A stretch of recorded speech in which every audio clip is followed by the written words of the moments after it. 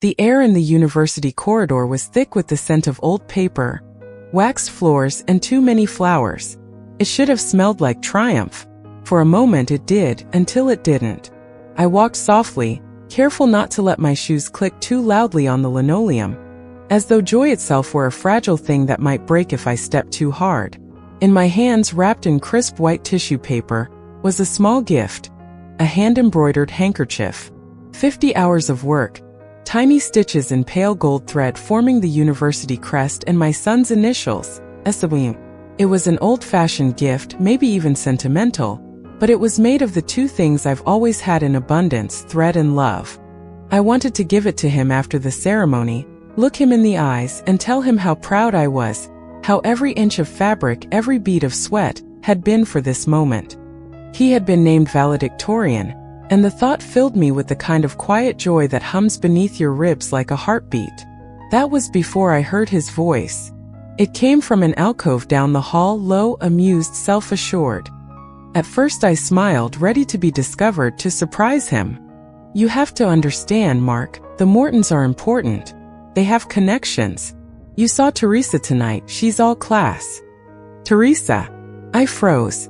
"My mom's a good woman," he continued. "She worked hard, but she's a seamstress. Look at her dress. She made it herself. She makes everything herself. It's embarrassing." The sound didn't hit like a slap. It settled, slow and suffocating, like water filling a room. My breath caught in my throat. The little bundle in my hand suddenly felt heavy, as if the fabric had turned to stone. Embarrassing. The word echoed through me, through every year of sacrifice, every night spent hunched over my sewing machine until my fingertips bled. For a moment I stood there, invisible in the corridor, a ghost haunting my own joy. And for the first time in my 62 years, I felt utterly, perfectly alone. My life hadn't started here, in this corridor of polished tile and academic pride. It started 22 years earlier, the night my husband left. I was 40, our son 5. I came home from delivering a wedding gown to find the note on the kitchen table, pinned beneath the salt shaker. "I can't do this. I wasn't made for this life." He took his clothes, the emergency cash jar, and every promise we'd built. I remember sitting on the kitchen floor, the tile cold beneath my knees, clutching my little boy to my chest as he slept. That night I made a vow, not to the man who left, but to the child who stayed. I would be the rock. He would never feel the emptiness I felt. The next morning, I sold my wedding ring and bought second-hand fabric and a spool of good thread. The Singer machine my mother had left me, sturdy, black, its gold trim chipped with use, became my second pair of hands. Its hum became the sound of survival. I sewed through the years, fixed tiers, hemmed curtains, tailored dreams. While other mothers watched cartoons or took their kids to the park, I was guiding needles through stubborn cloth, working by the pale yellow light of a thrift store lamp. I mended jeans for construction workers, stitched uniforms for waitresses, embroidered initials into the shirts of men who never bothered to look up from their phones when they paid me. My hands became maps of calluses, my back a permanent curve of devotion. Every dollar I made went toward Stephen's future. I wore the same 3 dresses until they turned translucent with washing.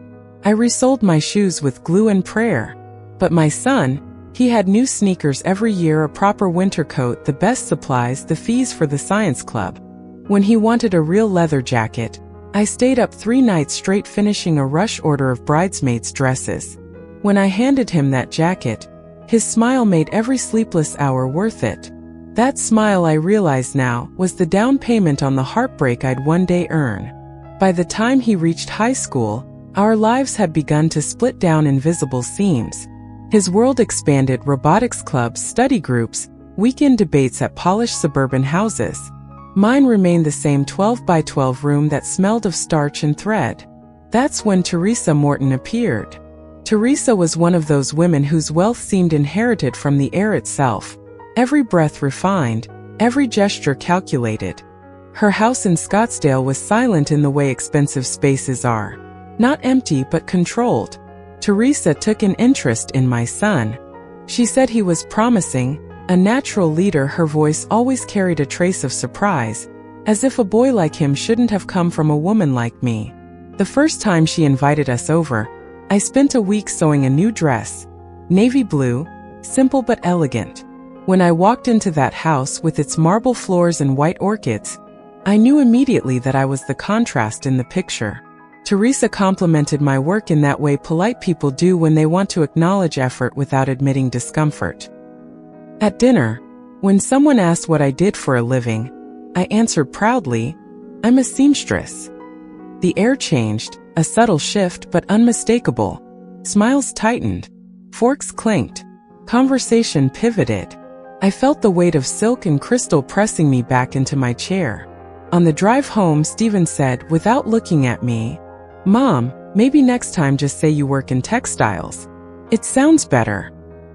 It wasn't protection. It was rebranding.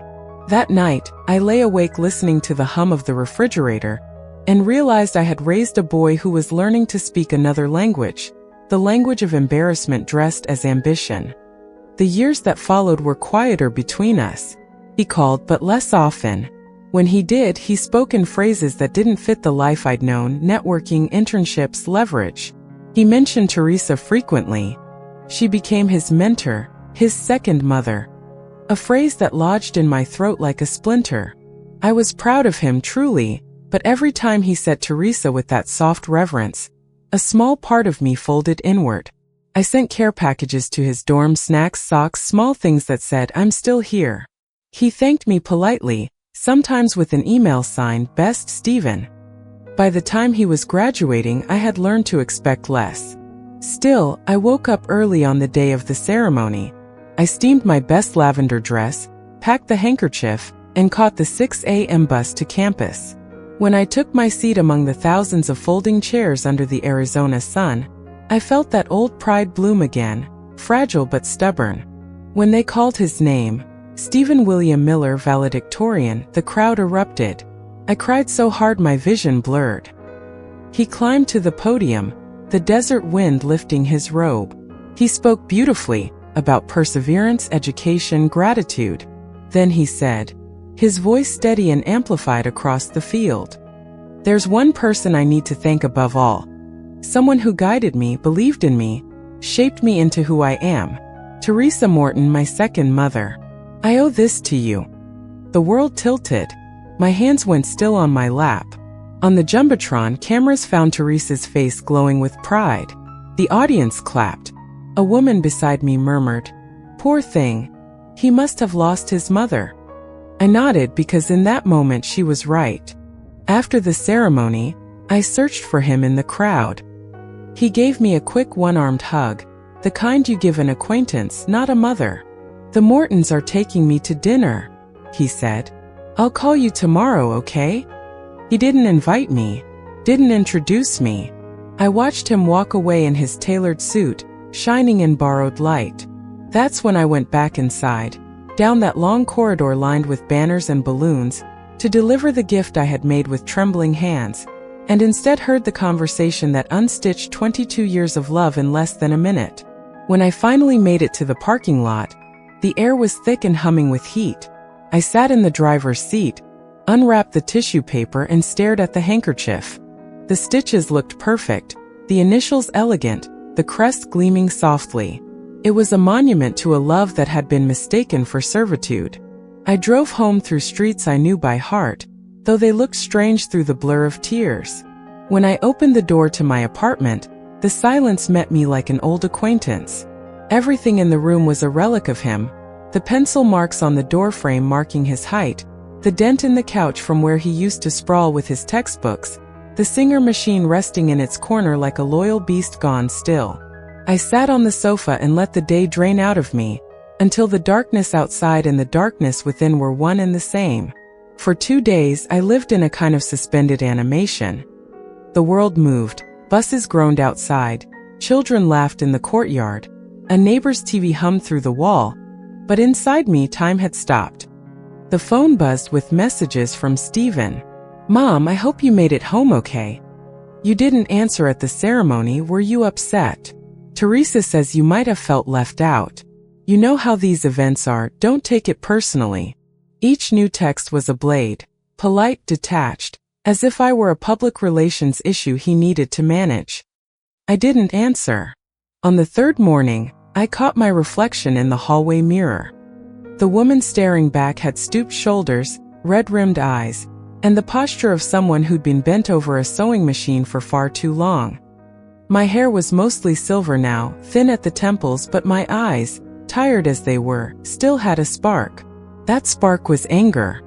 Not the loud kind, but the slow, cold, clarifying sort that burns steady beneath grief.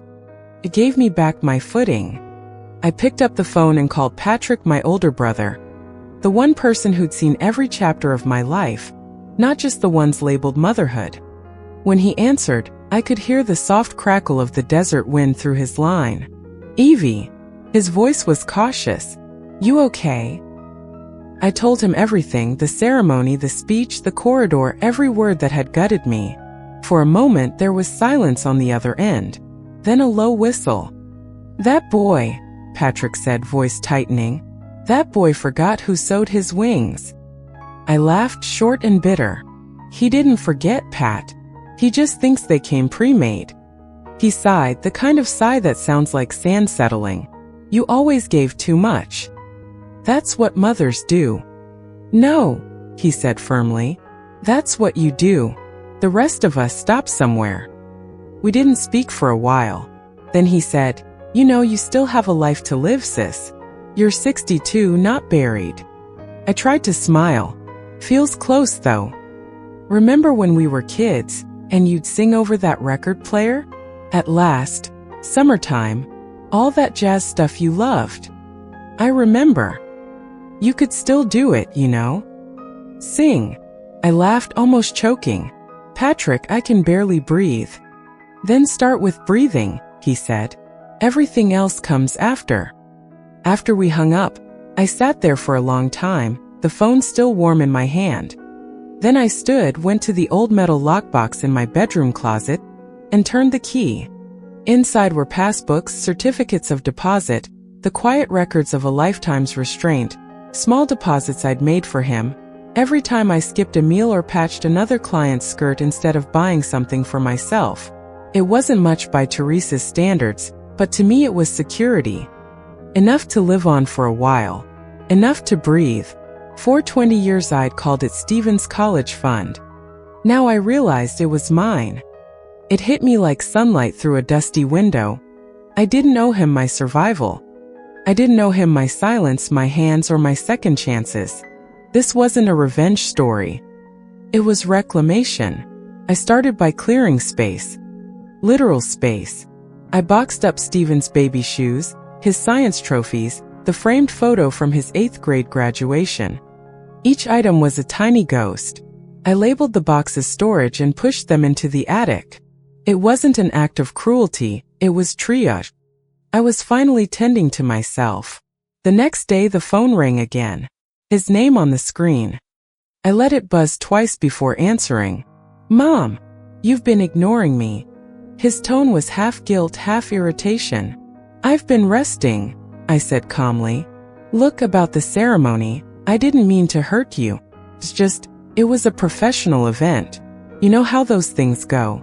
Teresa's helped me a lot." "She's done a fine job," I said. "You thanked her beautifully." He hesitated. "Mom, don't be like that." "Like what?" "Like you're holding a grudge." "I'm not," I said quietly. "I'm just done holding everything else." He exhaled sharply.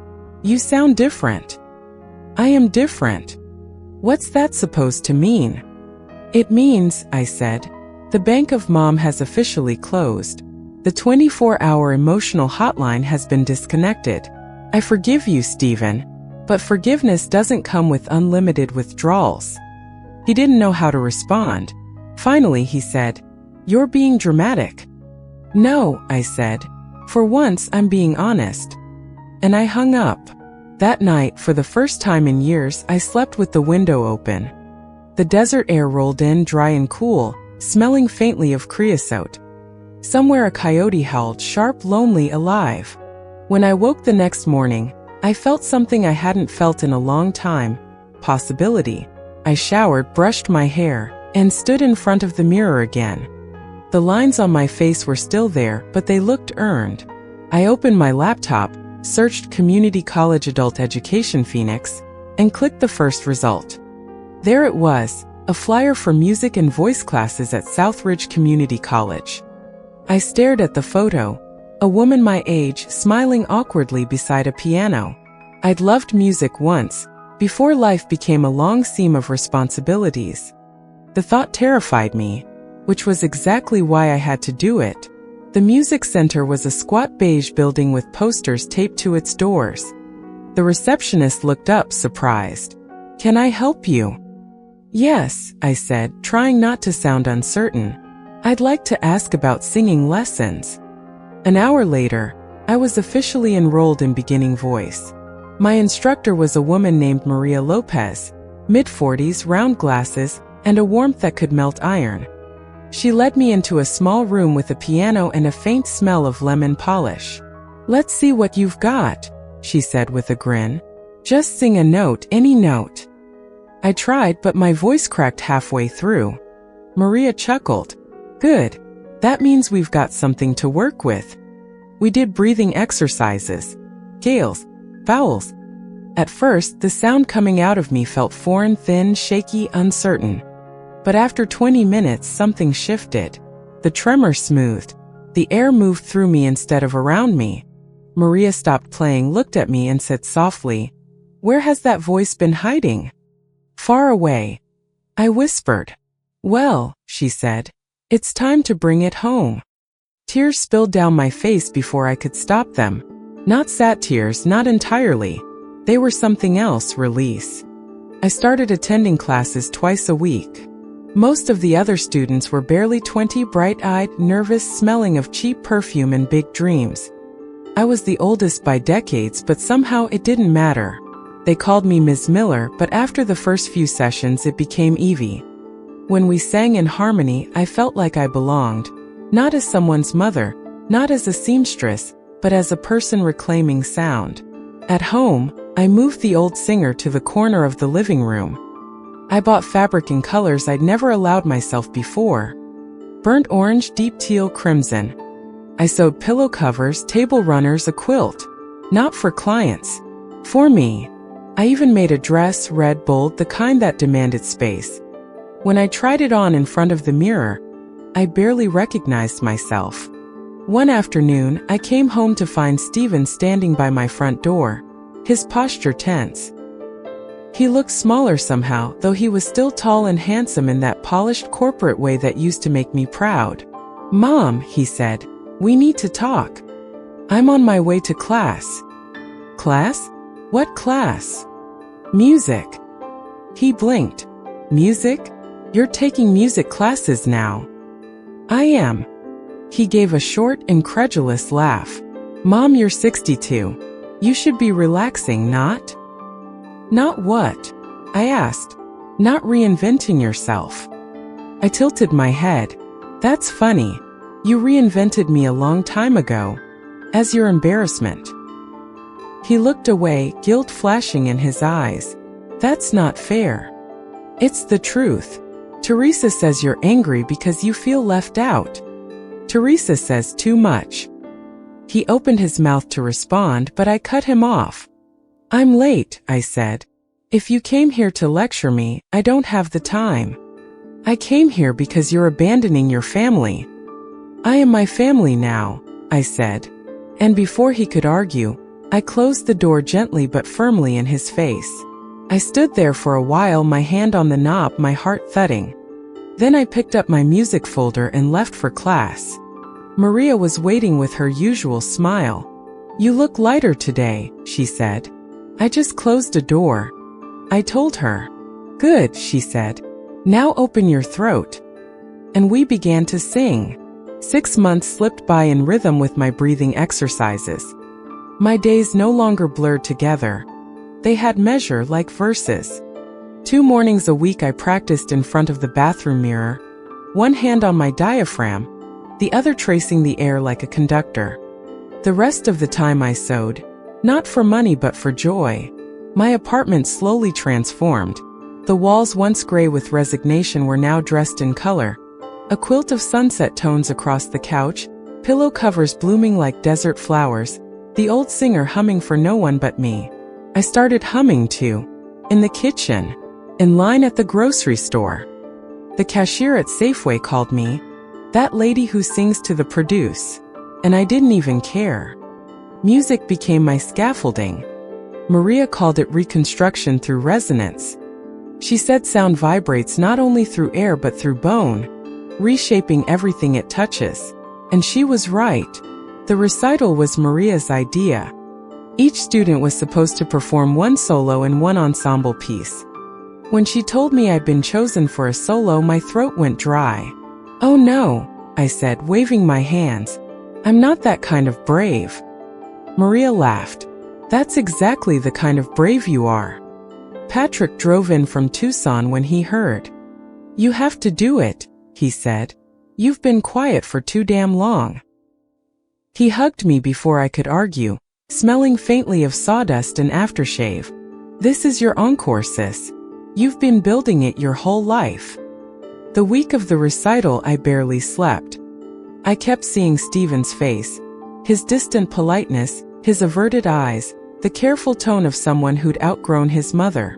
But each time the memory rose, I reminded myself, this stage was not for him. This one was for me. I chose at last for my solo. It was an old Etta James favorite, my mother's favorite too, and I'd sung it as a girl into a hairbrush microphone while my brother played air guitar with a broom. I'd forgotten how it felt to be that fearless.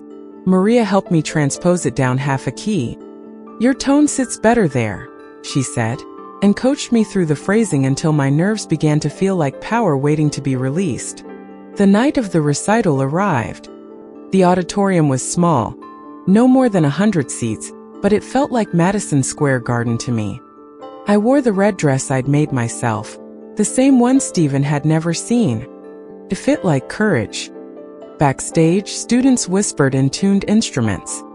Someone was crying quietly in the corner. Maria walked up behind me, squeezed my shoulders and whispered, "Remember, the note starts with a breath. Breathe for yourself." When my name was called, I stepped into the spotlight. It was blinding, but it felt honest. The audience disappeared. The first notes of the piano filled the air, soft, inviting, like a door creaking open to a home you'd forgotten was yours. Then I sang. At last, I began, and the word trembled then steadied. My voice wasn't perfect. It was textured with life, years of smoke from burned dinners, years of sighs at sewing tables, years of lullabies half sung through exhaustion. But it was mine. As I reached the chorus, the room blurred. I wasn't 62 anymore. I was every age I had ever been. 20 and brave, 40 and abandoned, 55 and invisible. The melody wove them together, a tapestry of all my unfinished versions. By the final note, my throat burned. I held it, eyes closed, until silence fell like snowfall. Then the applause broke, loud, rising, filling the little hall. Maria stood at the back, clapping above her head. Patrick was on his feet, tears streaking his cheeks, mouthing, "That's my sister." And me. I bowed, laughing through the tears, not because I'd impressed anyone but because I'd survived myself. Afterward, people came to me, smiling, hugging.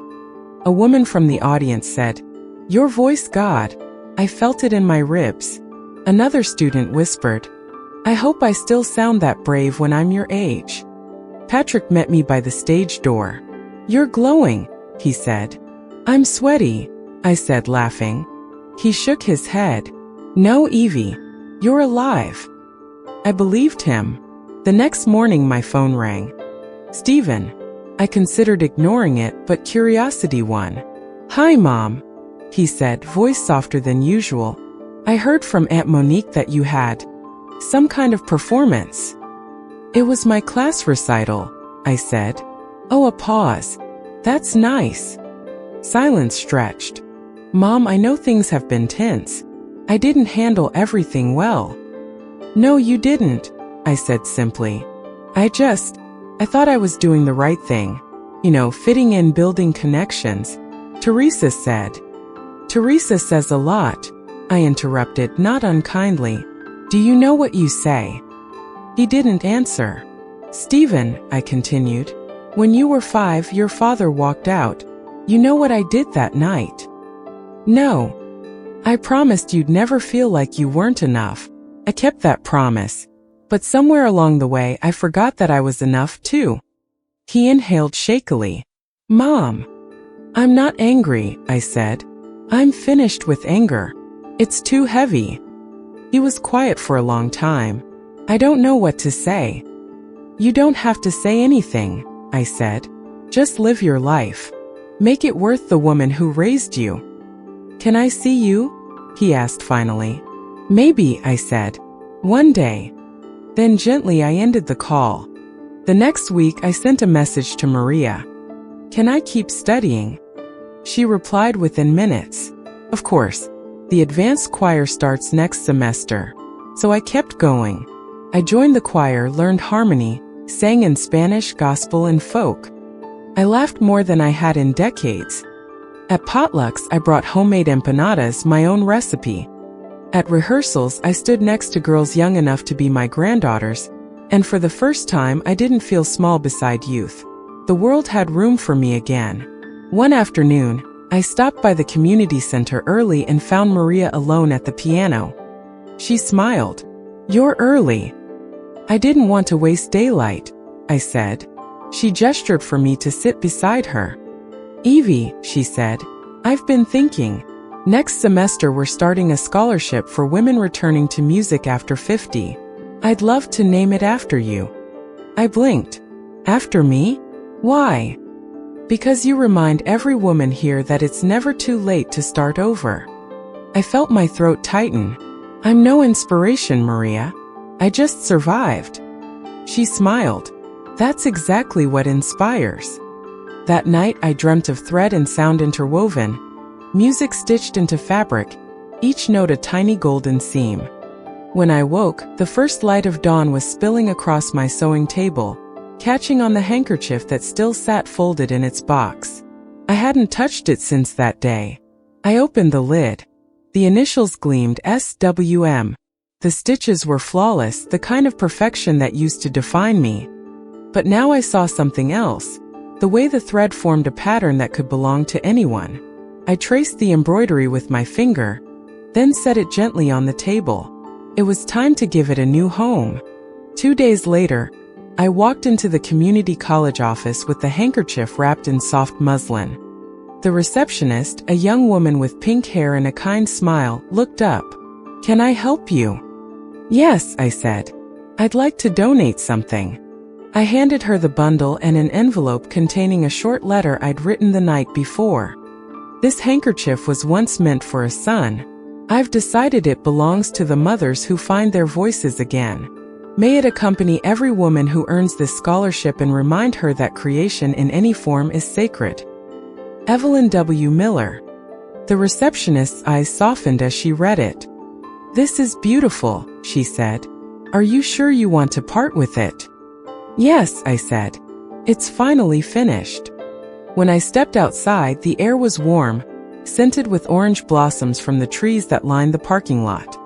For the first time in years, the world didn't feel like something happening to me. It felt like something happening with me. I took a deep breath and began humming as I walked, the same melody I'd sung on stage. At last, a month after the recital, I received a thick envelope from the community college. Inside was a formal letter printed on cream paper, embossed with a gold seal.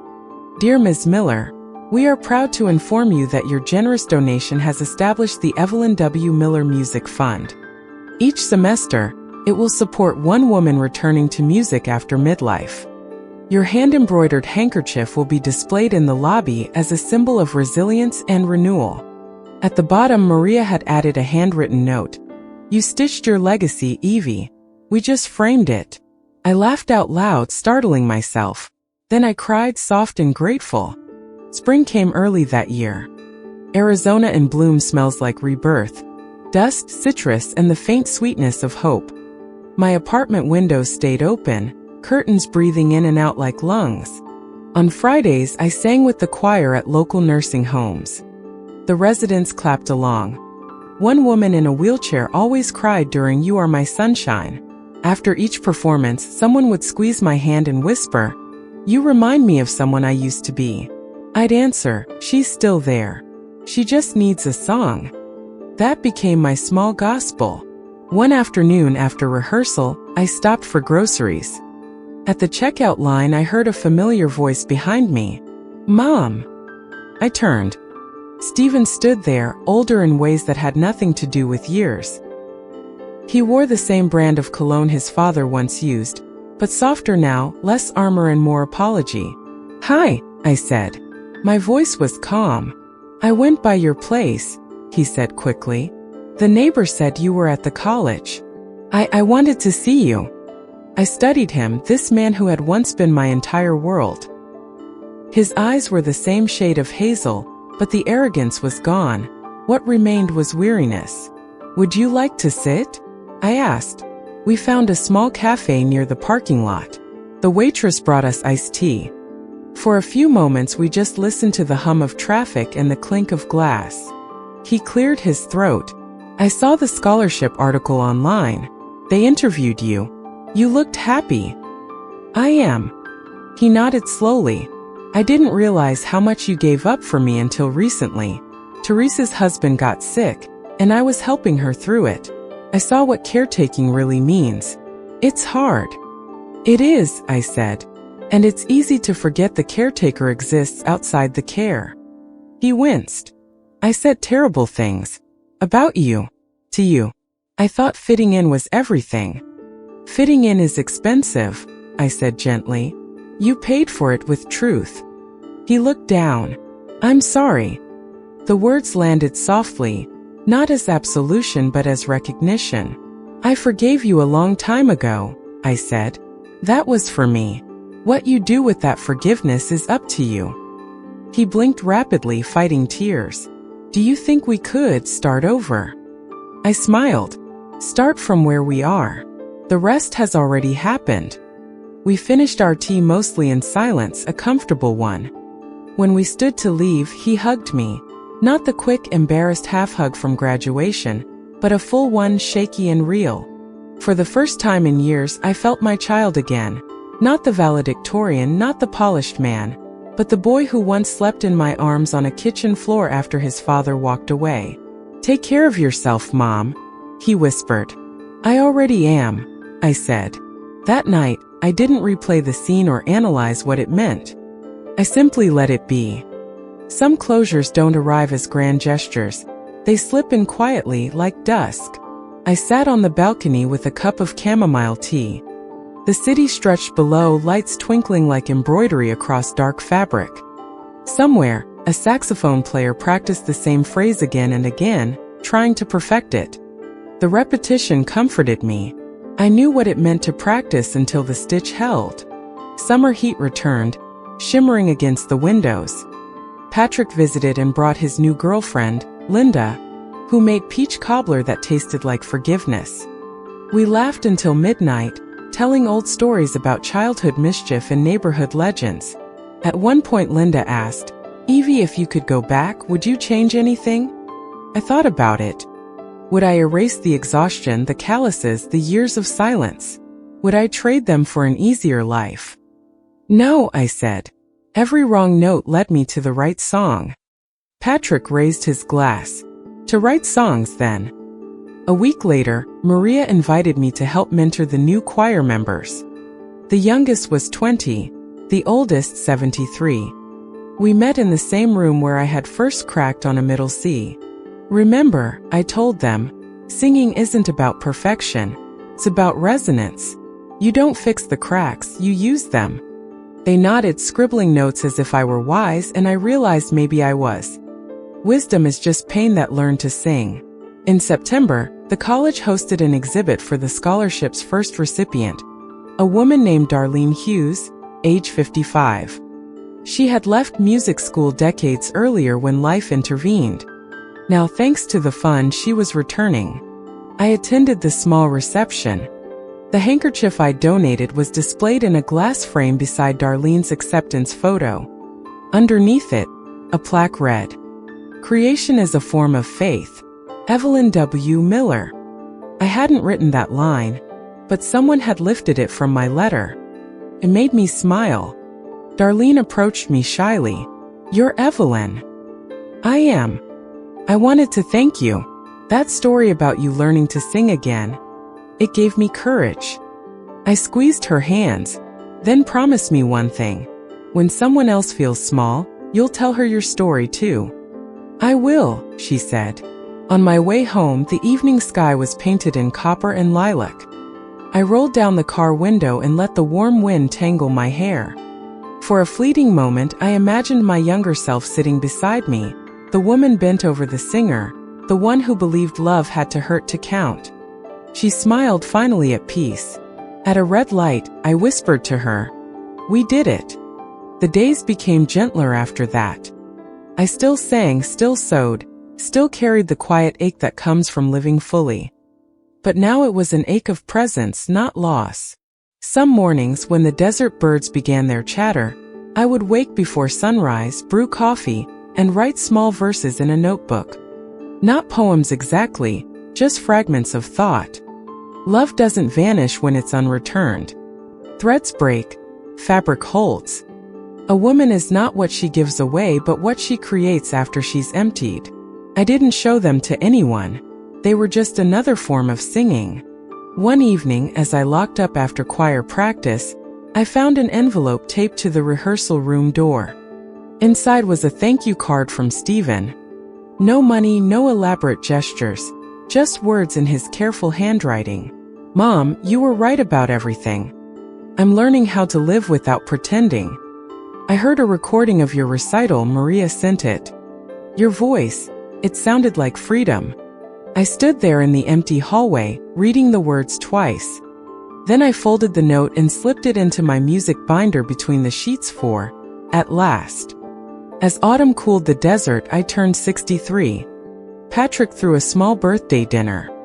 There was cake, off-key singing, and a candle I couldn't quite blow out on the first try. I laughed so hard I cried.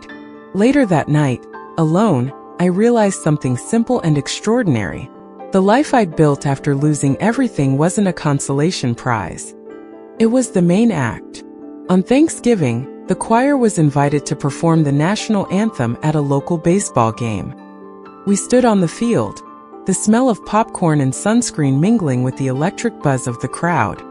When the music started, I sang with 100 voices beside me, our harmony soaring over the stadium. On the final note, I looked up into the vast blue sky and felt tiny yet infinite, like one note in a great cosmic song. That night, as I drove home, I passed the university where Stephen had graduated. The banners were gone. New names hung from the lampposts. Time had moved on, and so had I. At a stop sign, I remembered that long-ago corridor, the overheard conversation that had once shattered me. For years I'd thought of it as the moment my heart broke. Now I saw it differently. It was the moment the cocoon cracked open. Pain, after all, is just growth in disguise. Back home, I lit a candle on the windowsill. The wax pooled slowly, steady as breath. I pulled out my notebook and wrote one last line before bed. At last is not the end of the song. It's the beginning of the echo. Then I closed the notebook, turned off the light, and let the quiet hold me, not as absence but as music finally come home.